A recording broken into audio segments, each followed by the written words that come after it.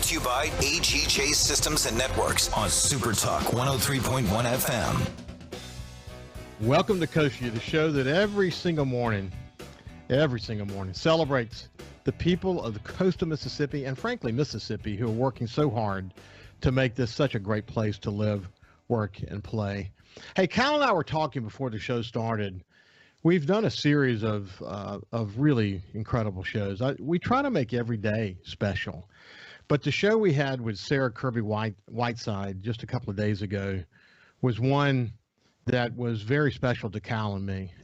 Their daughter, Kate, has some hearing issues, and they're working on legislation in the state legislature that would put insurance companies in a position where they could pay all or part of the cost of hearing aids.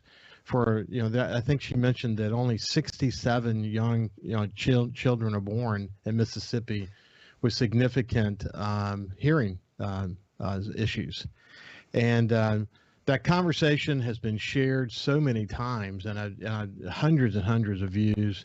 You can tell that it touched a nerve with people. You can tell that Sarah and her husband Cameron and their family have done a terrific job of reaching out and working in the trenches to try to make something good happen. And what I love about the story is that they know that Kate may not necessarily benefit from the work that they're doing in the trenches. She may eventually, but she may not necessarily immediately benefit by any successes, but that other kids who face this in the future, hopefully they'll have at least some assistance. Cameron is a fireman. Sarah is a pediatric physical therapist. They're two hardworking young people trying to raise a family. And when you have to pay $3,000 per aid for a child who has hearing issues and all of the issues, you have to replace those every 3 to 5 years. And I could go on and on, but it was a special visit. I knew when we got done, Kyle and I were off the air, and I said, man, that was really, really a special conversation. And he agreed. And then of course on Facebook, it kind of takes off and people are being touched by them telling their story. So I just wanted to share that with you. That's one of the reasons we're doing this show. And very, very good stuff. Hey, my friend Angela Geis from Biloxi actually lives in L.A. now. She's doing amazing things in the film industry, doing incredible commercials. She and her husband have just revolutionized the way you operate a business like theirs, a production company, during the pandemic. She posted this: "I'm at the age now where I can either do a daytime activity or I can do a nighttime activity, but I can't under any circumstances do both." And then she put 100%. And I've been in that position for quite some time. I just thought that was perfect. Really, really good. Hey, listen, on my show, on my SuperTalk outdoor show, which runs statewide on the SuperTalk network, on this past Monday, I gave an update on something that the Secretary of State and I talked about last week, and something I've talked about. I've had a number of shows with just incredible leaders in this state who were very, very committed to making sure that we have at some point in our near future what is called an outdoor stewardship trust fund. To me, it's a no-brainer, and I know that legislation like this is never a no-brainer. It really isn't. What the bill would do is create, let me talk about the House version of the bill. So there was a version last year. There were two bills this year. They were reintroduced this year. The two versions this year are very similar to the bill last year, and they're very similar to one another. They passed this year 117-4. Last year they passed the single bill passed the House 117-2. But what it would do is create a trust fund that would take a portion of sales tax on sporting goods and apply it to the fund. This is called a diversion. What the House version would do is grow to about $15 million a year. And it would enable us to capture, and this is one of the main points that I continue to make. It's not just the 15 million, but it's the ability to capture incredible amounts, billions of dollars available on the federal level that could come back to Mississippi. It also could enable us to capture some private matching funds as well. The bill that came out of the Senate last year was what I refer to as toothless, and I'll explain to you what I mean by that. But they never really were able to get together. It really didn't go anywhere. So we had the entire off season of the legislature to have this conversation and to come back and think about, what do we want to do and how do we want to accomplish this? Well, unfortunately, the bill that got presented to the legislature this year is essentially the same bill as last year. And there's some key components to it that I just want to bring to your attention. And it's not too late, by the way. We're early in the process.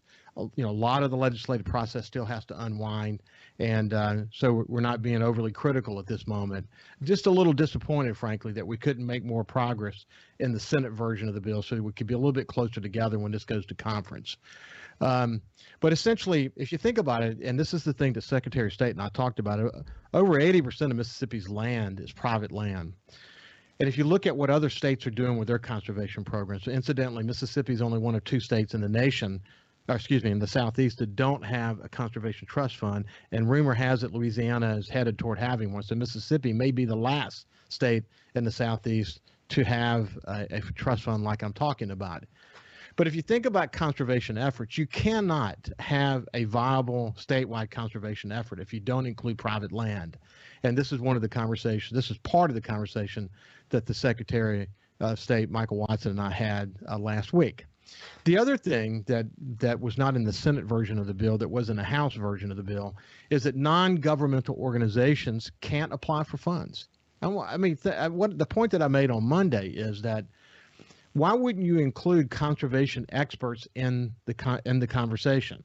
Why wouldn't you include their innovative efforts? And they're involved in innovative efforts all over the country, and they're learning from other states. Why wouldn't you empower them and make it competitive and find ways to not only embrace them, but to enable them to go find federal funds, go find matching funds that would make their programs more viable? The experience that they've gained is literally priceless. And we need them to be part of the conversation. They were all at the table with Secretary of State Michael Watson when they talked about how does the state go forward with some kind of really unified plan with all the stakeholders involved, both governmental, non-governmental, and otherwise. How do we go forward in a way that builds a plan for conservation in Mississippi that makes us a leader? I've often said on my show, SuperTalk Outdoors, I've said it here on Coast Vue, that Mississippi is the capital of the outdoors in the United States. I mean, you think about what we have available to us in the Delta, in Northeast Mississippi, in the central part of Mississippi, the Gulf Coast. Lord have mercy. There's not a more diverse opportunity to enjoy the outdoors than here. The last part was no dedicated funding. The Senate bill would be based on appropriations. And we'll talk in just a minute with our guest about this, but when you consider that most really viable programs, most conservation efforts that you're going to implement are not a one and done kind of deal. They take multiple years to implement and appreciate. So the thought of having to wait for annual appropriations before you can kind of take the next step, that really doesn't make sense, really. What we need to be able to do is create a dedicated funding source. So multi-year projects can be considered, multi-year projects we can work to get federal funding and matching funds for those kind of projects, and so on. I think the more substantial the project, the more multi-year they are, frankly. So at the end of the day, we've got some work to do in the state to bring the Senate and the House together, and I hope we don't get to where we were last year, where it's the final hour. We can't even. There wasn't even any serious conversations really taking place between the Senate and the House. And nothing happened, and we lost another year of looking for net matching funds, and it's really unfortunate. So we're here again, and it's not too late. The legislative process moves forward, and I hope that we find, not only across the board from the House and the Senate, we find the kind of leaders that can come together and create something we can all be excited about that will keep Mississippi the capital of the outdoors in the United States. I pray for conservation leadership. And I couldn't think of a better guest to join me now than Alex Littlejohn. He works with the Nature Conservancy. He's a leader in Mississippi. He's been involved in so many incredible programs here. He's been on the show multiple times, both here and at SuperTalk Outdoors. So anyway, before we go any further, welcome Alex back to Coast Vue. How you doing, my friend? And I wish I was on the coast with you. Yeah, I know you are. I looked out over the water this morning and thought, man, all these different kinds of ducks that finally make their way down here this time of year. Yeah. It's beautiful. So, and by the way, I was working out. This morning, and near my bench where I work out, there's a window, and I looked out on the lot next door that we own, and a bald eagle lands in the yard next door, and I'm looking. I grabbed my phone and was going to try to take a picture, and before I could get the picture, it takes off. And I watch it kind of, climb and, fly back into the trees. But man, the thing stood about 3 feet tall. It seemed. It was just huge. Yeah. And I mean, just another great reminder, man, that we live in God's country here in Mississippi. I know you think about that everywhere. You travel all over the state. You're meeting with people constantly all over the state. And there's no corner of this state that doesn't have something special to offer, is there?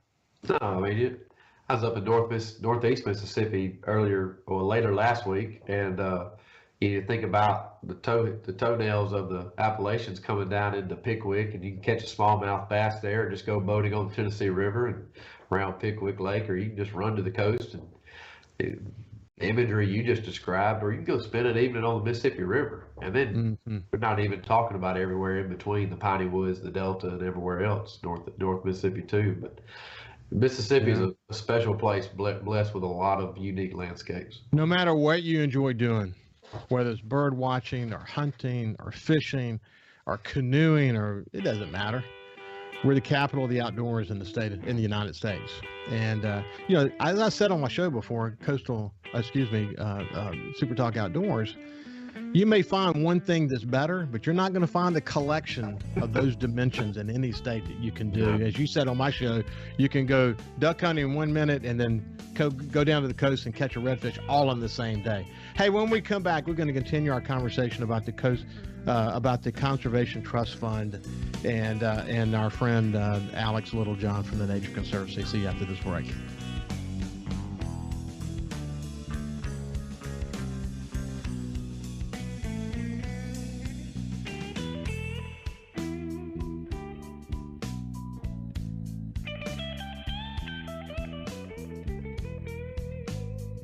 Subscribe for free to the Coast Vue podcast on iTunes, Google Podcasts, Spotify, or wherever you get your podcasts. Hey, guess what? Bob is back, now at 106.3, playing the 80s, 90s, and whatever. I get knocked down, but I get up again. Check us out, the new Bob 106.3. When it comes to the outdoors, we are one. We live in one of the best places in America to enjoy the great outdoors. So let's talk about it. Super Talk Outdoors with Ricky Mathews. Mondays starting at noon. Here on Super Talk Mississippi. Presented by the Foundation Protecting Our Outdoors Heritage. Listen or watch the show anywhere you get Super Talk Mississippi.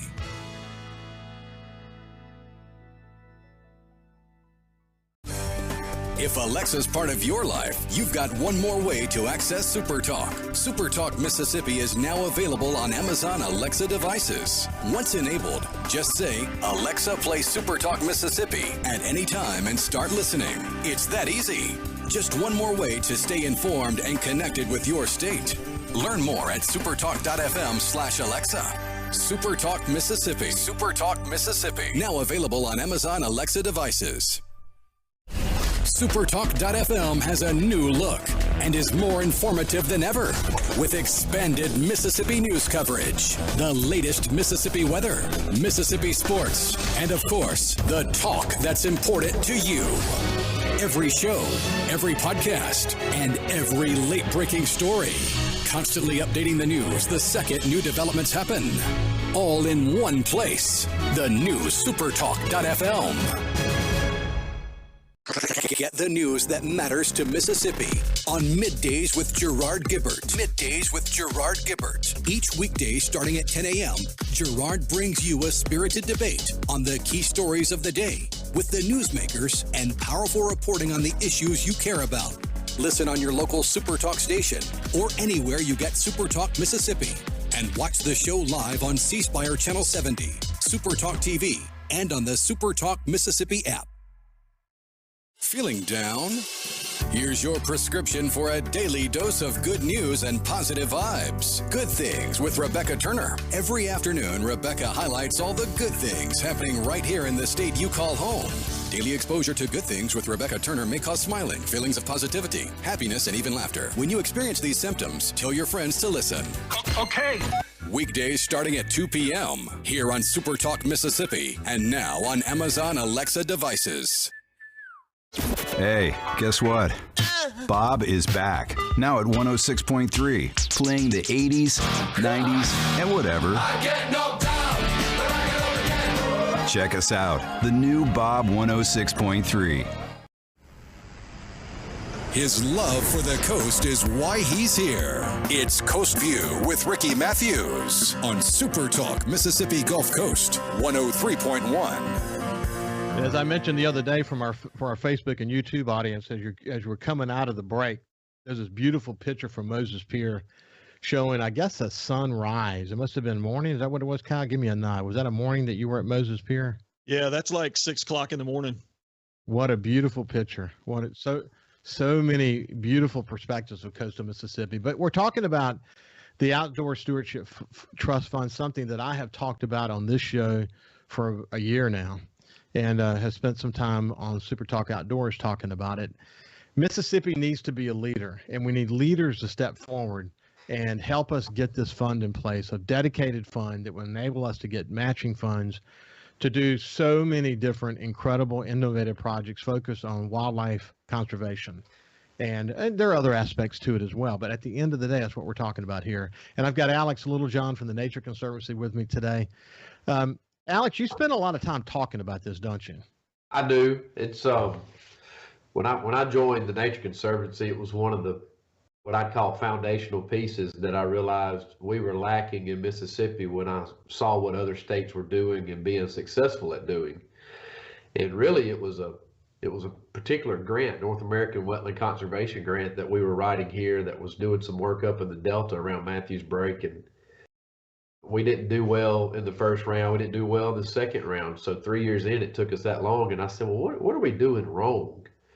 And I knew the project was sound. I knew the project was impactful. Well, to compete well, you have to have matching funds, non-federal matching funds. And we thought we had great matching funds. You know, we were bringing $2 to the table and asking for $1. Well, what other states are bringing is $5, $6 to the table and asking for $1. And so competitively, you're at an extreme disadvantage when you look at the Carolinas, the Florida, the Arkansas, Tennessee, Alabama, and probably potentially Louisiana here in the near future, when you see what they're dedicating and making significant investments in their states for conservation efforts. Well, you know what I don't hear, and maybe I'm missing it. What I don't hear our state leaders talking about is the matching fund aspect to this. To me, that's one of the biggest parts. You mentioned, see, for me, it's you put $1 in, you get several dollars back, and that's going to make you put you in a position where you can do bigger projects. But what you were saying adds even another dimension to it, which means when we go out and we're being competitive for projects, we're falling short because we're not able to prove the matching fund component. This is a big deal. Why do you think we're not talking more about that? Well, I think it's, you got to realize this is legislation in its second year that's being proposed in a session. So that's the exciting part, is that, leadership is now making this a priority. They've highlighted that, hey, we hear you, this is a priority, and we're going to try to move it forward.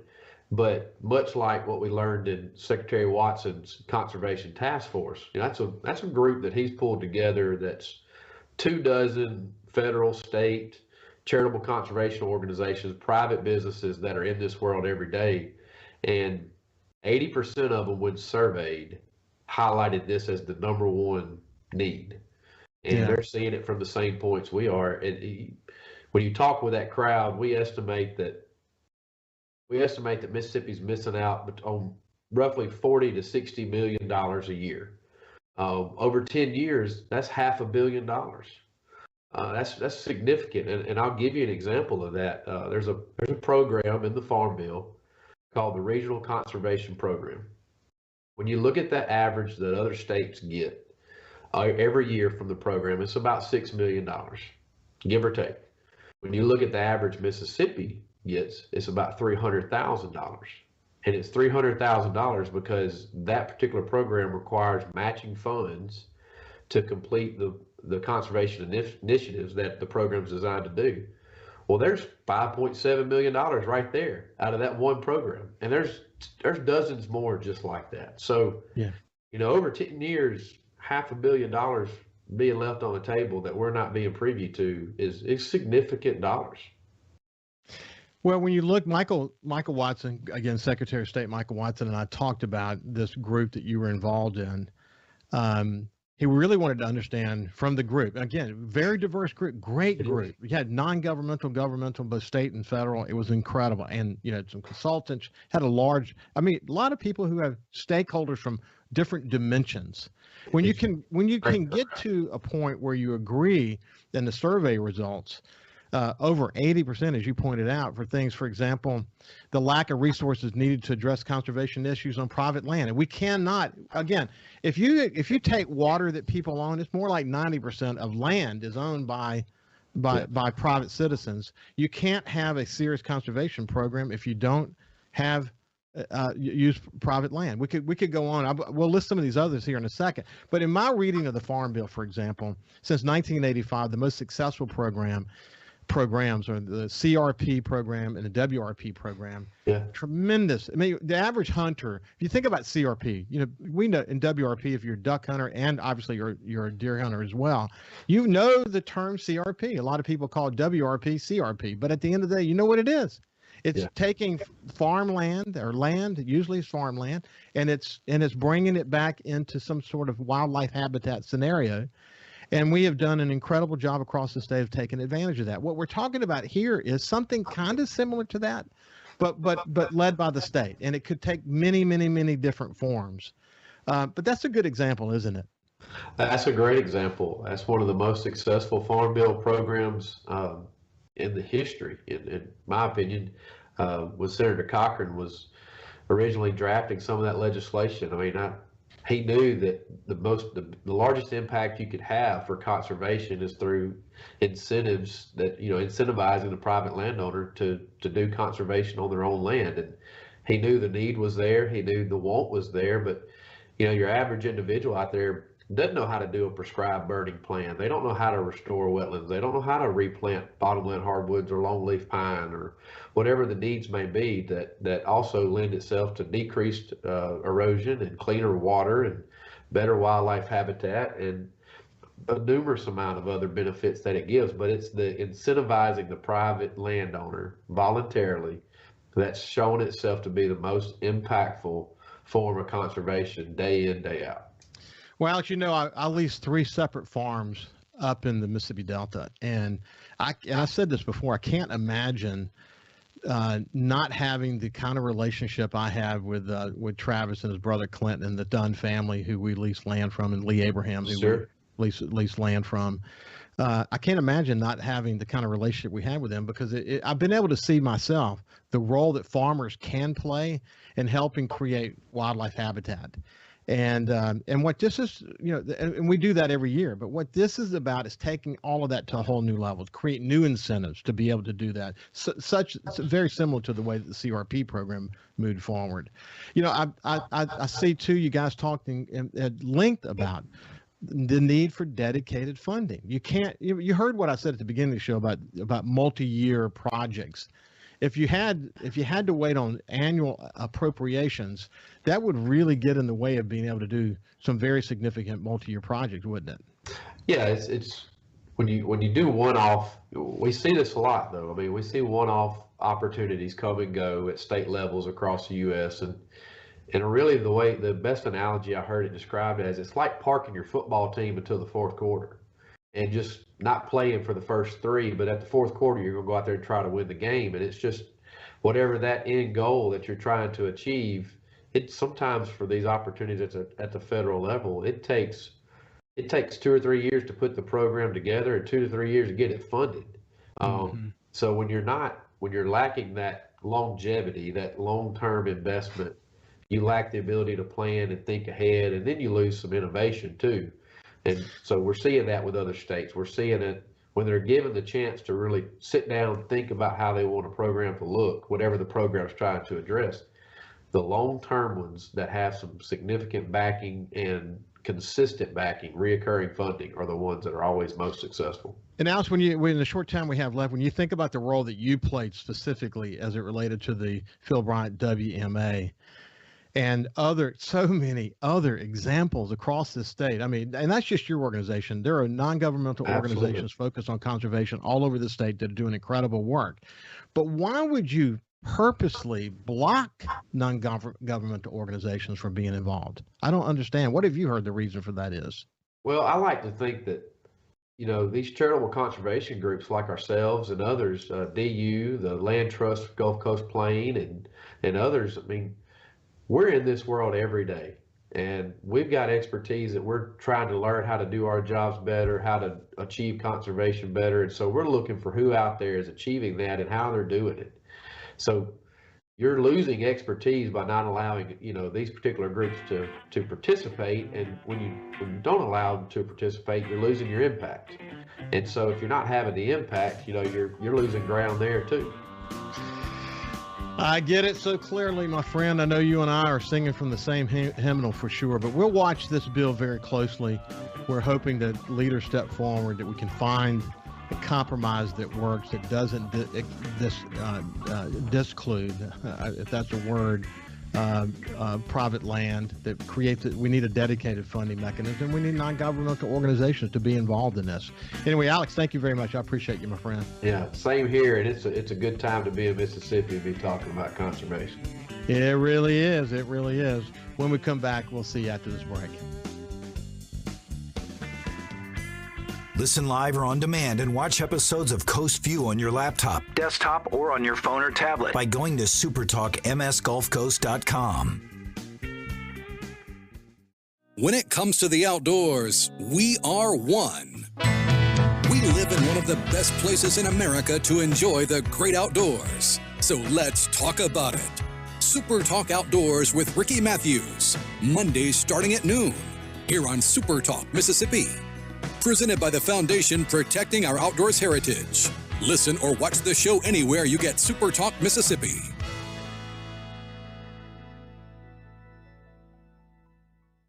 Hey, guess what? Bob is back, now at 106.3, playing the 80s, 90s, and whatever. Check us out, the new Bob 106.3. Feeling down? Here's your prescription for a daily dose of good news and positive vibes. Good Things with Rebecca Turner. Every afternoon, Rebecca highlights all the good things happening right here in the state you call home. Daily exposure to Good Things with Rebecca Turner may cause smiling, feelings of positivity, happiness, and even laughter. When you experience these symptoms, tell your friends to listen. Okay. Weekdays starting at 2 p.m. here on Super Talk Mississippi and now on Amazon Alexa devices.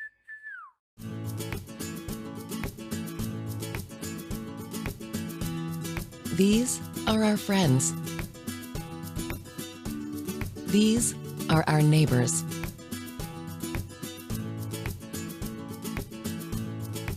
We all have the power to grow our local economy and energize our community. Shop small businesses and make a difference. Get the news that matters to Mississippi on Middays with Gerard Gibbert. Middays with Gerard Gibbert. Each weekday starting at 10 a.m., Gerard brings you a spirited debate on the key stories of the day with the newsmakers and powerful reporting on the issues you care about. Listen on your local Super Talk station or anywhere you get Super Talk Mississippi. And watch the show live on C Spire Channel 70, Super Talk TV, and on the Super Talk Mississippi app. The Lars Larson Show. On the left, they say that this president has divided America. No, the opposition, the resistance to Donald Trump is what has divided America. Because Donald Trump said he would work with both sides, and he's shown that he would. But the Democrats, because they want to take a position that everything about Donald Trump is wrong, to a large extent, they have refused to work with him on anything. The Lars Larson Show, weeknights at 6 on SuperTalk Mississippi. SuperTalk Mississippi. Just seems to me people have so much invested in not telling the truth. When you want the truth. Simply because it might hurt some feelings. And nothing but the truth. Lose some subscribers. You want the Gallo Radio Show. I just think in this audience, you still believe that if you tell the truth, you come out ahead. The Gallo Radio Show. And if you tell yourself otherwise, you're lying to yourself. Mornings on SuperTalk Mississippi. Hey, guess what? Bob is back, now at 106.3, playing the 80s, 90s, and whatever. Check us out, the new Bob 106.3. We're one Mississippi where there's a magnolia tree. To Mississippi while a mockingbird sings out on its limb. Oh, and what a sweet soulful hymn. I said 3 Mississippi to this land called home. I'll bleed Mississippi till I'm dead and gone. Won't you carry on? Oh, carry on. Mississippi, Mississippi.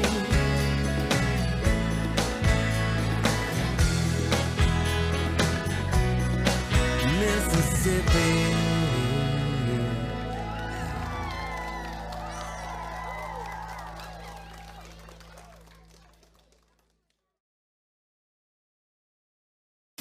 And now, it's Coast Vue with Ricky Mathews. Brought to you by HEJ Systems and Networks on SuperTalk 103.1 FM.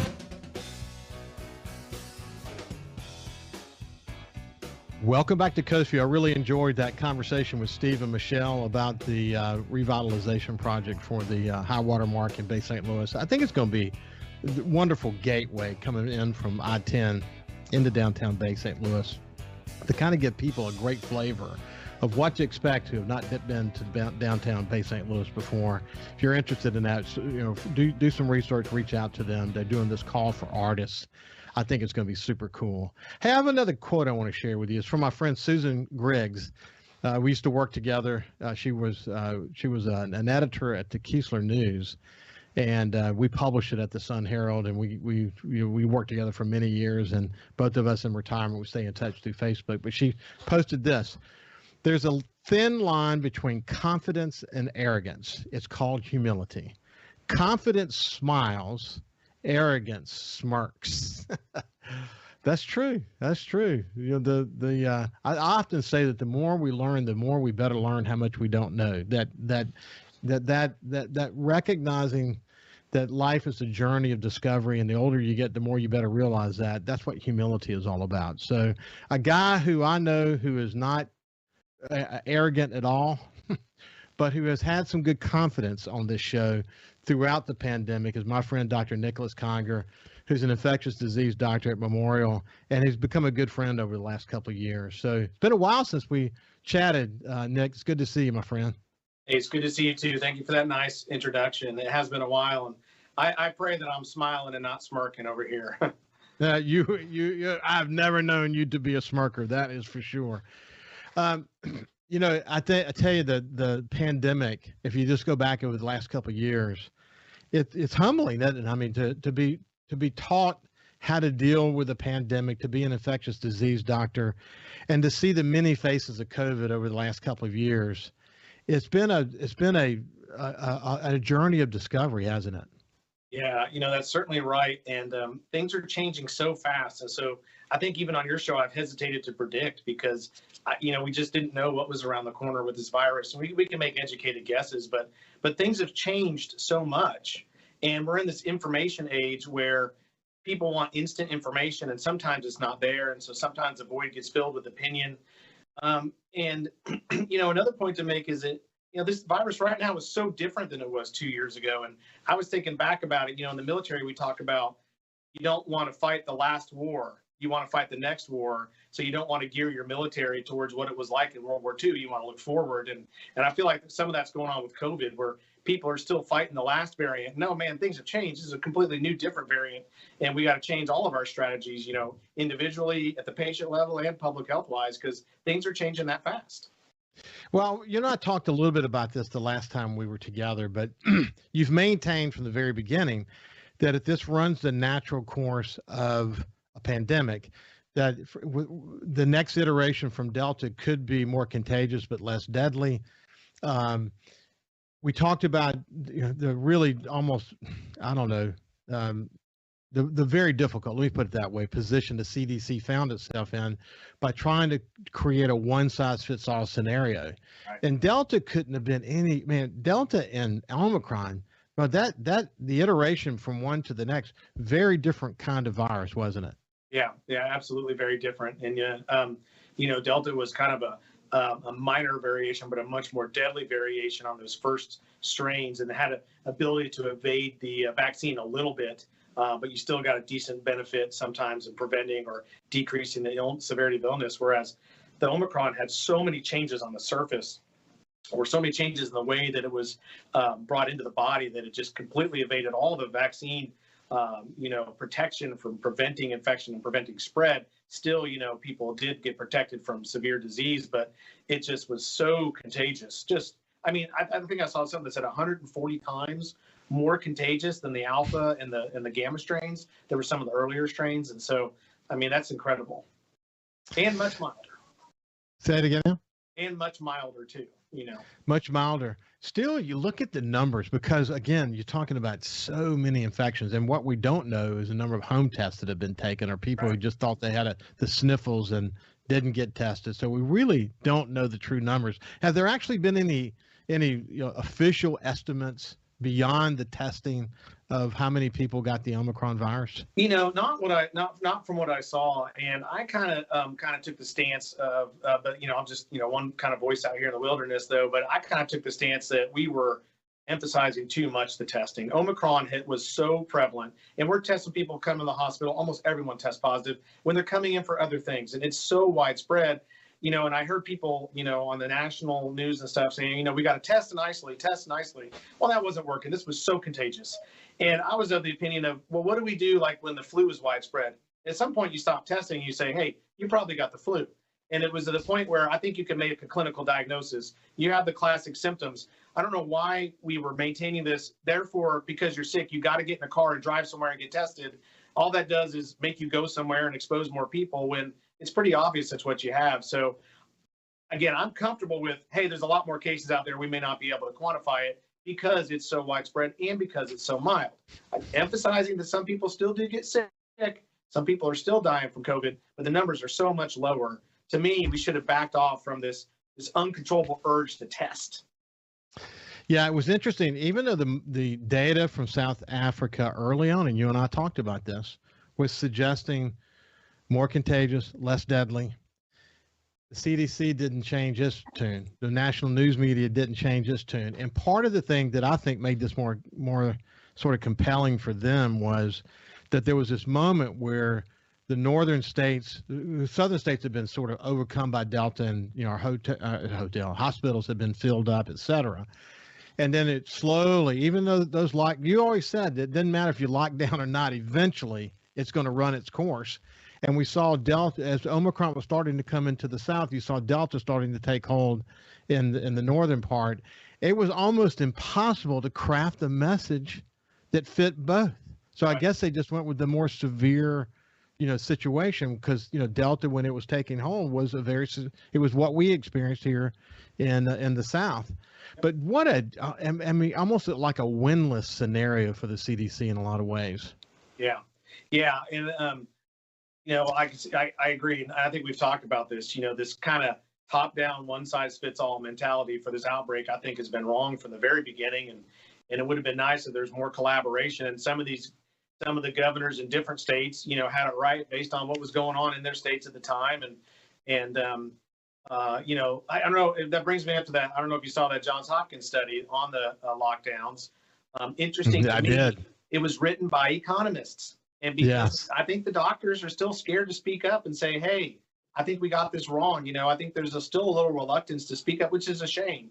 But it was written by economists that looked at the data from an economic standpoint and showed that very, very marginal benefit from lockdowns, but severe repercussions. So there was always that balance, always that balance. And so it's easy to Monday morning quarterback a lot of decisions made on both sides of the kind of the political spectrum and the thought process.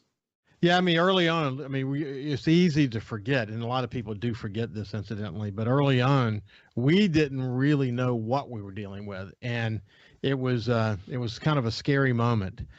And but as we learned more and got more experience, we knew for sure that we had to protect the elderly and the vulnerable. I mean, you never ever came off of that. You still believe that that's extremely important.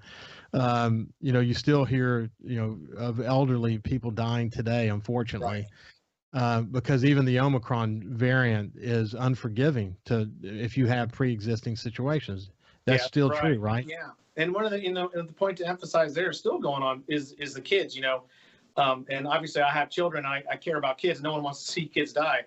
From the very beginning, this virus showed that it was devastating in the elderly and those with severe medical problems, not so much in kids. And now we find, I still run into people. I still run into doctors that say, I'm scared my kids are going to catch it. And my answer is, why? I'm scared you're going to catch it, not your kids. Your kids are going to be fine. Yeah.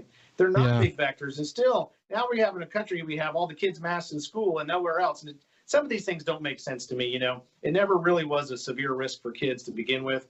Even with Delta, it was over exaggerated. There were obviously, any death of a child is tragic, but compared to the flu, even so much less mortality for children and so much more for the elderly. And so I do think that there was room to really craft our national and our local plans towards protecting the vulnerable and letting the less vulnerable have life as normal as possible.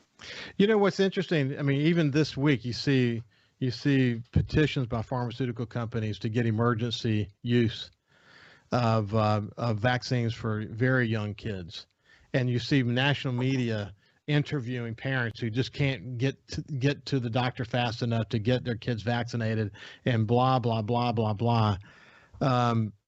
We've been reticent. We've been reticent for our grandkids to not rush down that road. That's kind of still where you are, isn't it?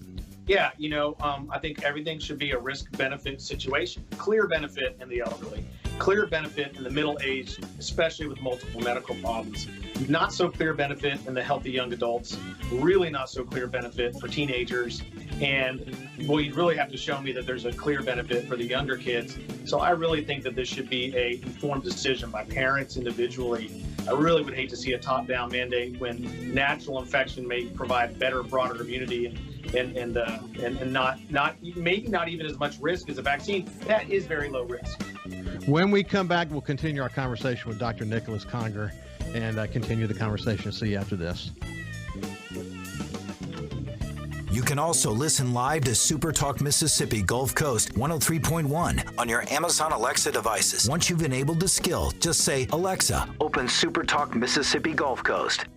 You know that nowadays, most people go online to look at a business before they spend their money. Are customers able to find you online? With the power of SuperTalk Mississippi Media Digital, you can reach potential customers and get more referral and repeat business. SuperTalk Mississippi Media Digital's highly trained and trusted staff is ready to work with you to help your business capitalize on the power of digital marketing. Call 601-991-2305 or go to stmmdigital.com to get started today. Hey, guess what?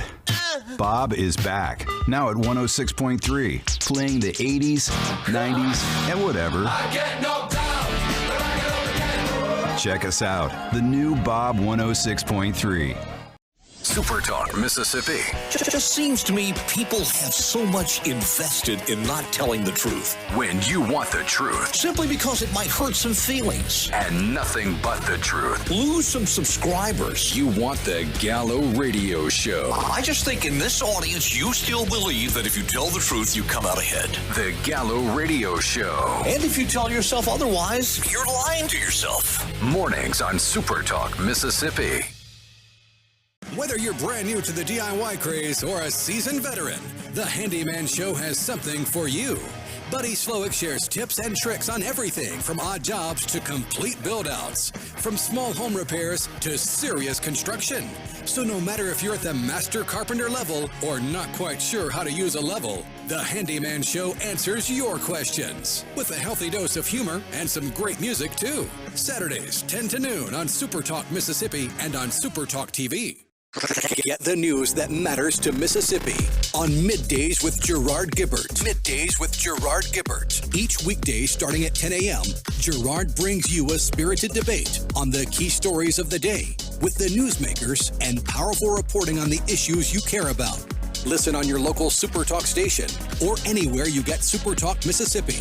And watch the show live on C Spire Channel 70, SuperTalk TV, and on the SuperTalk Mississippi app. Hey, I'm Steve Azar, and you never know who or what you'll hear when I spend a Mississippi Minute with my friends. We're talking to Del Berra. Take me back to growing up and what it was like in the household with a dad like Yogi Berra. You know, we grew up with his funny sayings. You know, I remember Dad managing the Mets, and me, Larry, and Timmy are watching the game on TV. And all of a sudden, two streakers run out of the stands on TV, and the camera flips away from them. So when he gets home, me, Larry, and Timmy say, "Hey, Dad, those streakers, what were they, boys or girls? We need to know." And Dad looked us right in the eye and said, "I couldn't tell. They had bags over their heads." In a Mississippi Minute. Be sure to check out In a Mississippi Minute with me, Steve Azar, right here on SuperTalk Mississippi, the SuperTalk Mississippi app, and now available on iTunes, Google Play. Hey, guess what? Bob is back, now at 106.3, playing the 80s, 90s, and whatever. I get knocked down, but I get up again. Check us out, the new Bob 106.3. When it comes to the outdoors, we are one. We live in one of the best places in America to enjoy the great outdoors. So let's talk about it. Super Talk Outdoors with Ricky Mathews. Mondays starting at noon. Here on Super Talk Mississippi. Presented by the Foundation Protecting Our Outdoors Heritage. Listen or watch the show anywhere you get Super Talk Mississippi.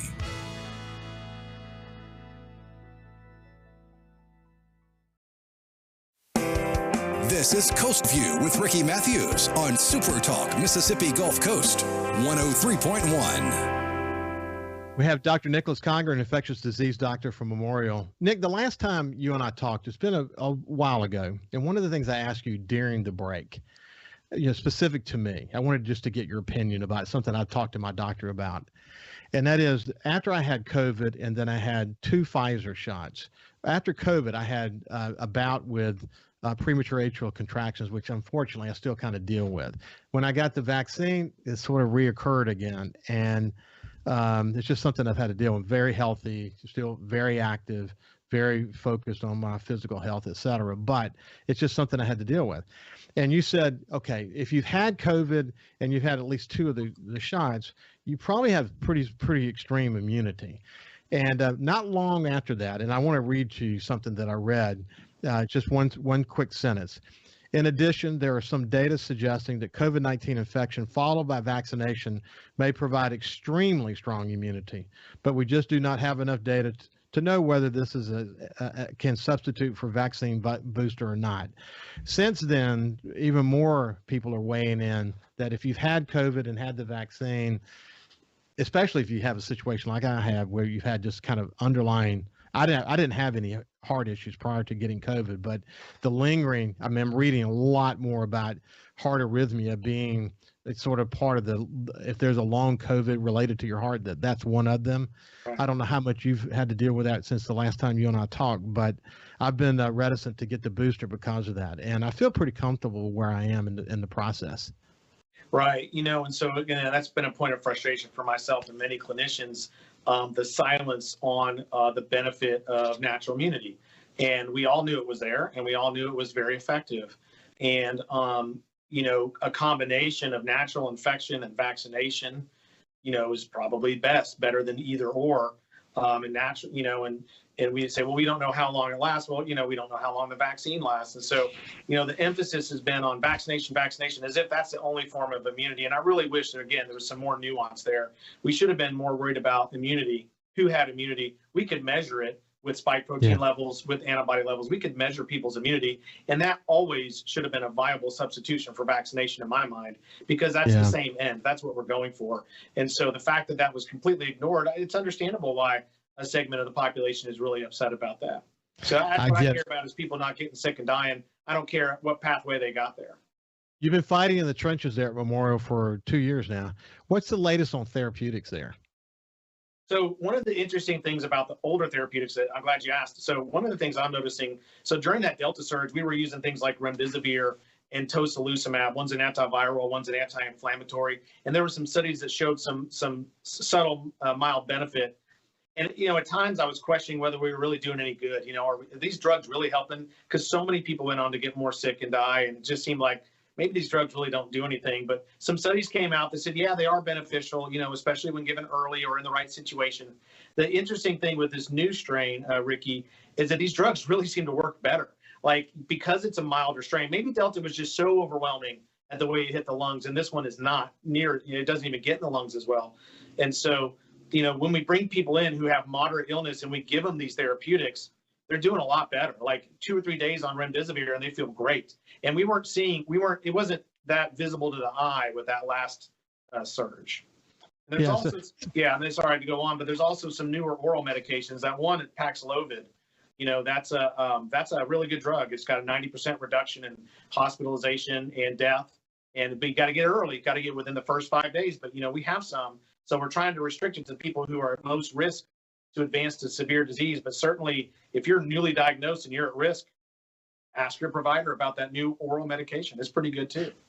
So part of the issue with several of these therapeutics was that if you gave them later in the process, in other words, once someone became severely ill, was in the ICU, they had limited impact. Do you find with the Omicron, they still have limited impact in advanced stages, or maybe they work somewhat better? Yeah, still some limited impact in late stages, but still better than Delta. Like that tocilizumab, we kind of give that right when everything's exploding and their oxygen requirements are skyrocketing and they're in this massive inflammatory phase. And, the data on that was you gave it to 25 people and you might save one life, which still, I'd still give to 25 people hoping to save one life, but it even later in the stage, and they've turned around, which it wasn't always that obvious with the Delta strain. And the next day they say, hey, I feel great. Can I go home? And you're like, well, wait a minute. We thought you were headed to the ventilator yesterday.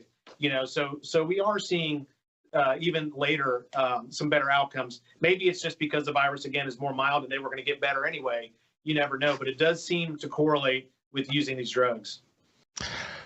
What next? What are you hearing about other strains? I don't know. I haven't heard a whole lot about other strains. This strain was so contagious. Like I said, 140 times more contagious than the original strain. You would, for a new strain to take over, it would have to be even more contagious and simultaneously evade all that natural immunity that's out there now with this one and all that vaccine immunity. So I'm kind of hopeful. I don't like to predict that we're in the new, maybe a new subtle strain comes through, and as the herd immunity wanes, it might get a decent part of the population sick. I'm hoping it kind of ends more like seasonal flu, like we talked about from the very beginning. But you never know with this virus. I wouldn't bet for it, and I wouldn't bet against it. Well, for that reason, we'll stay in touch with you. You've been a practical mind, a confident, practical mind, never arrogant. As I said at the beginning of the show, you've been a terrific informer for all of coastal Mississippi and beyond since this thing started, and we appreciate your friendship, and we'll stay in touch with you, my friend. Yeah, that sounds great. Thanks for having me back.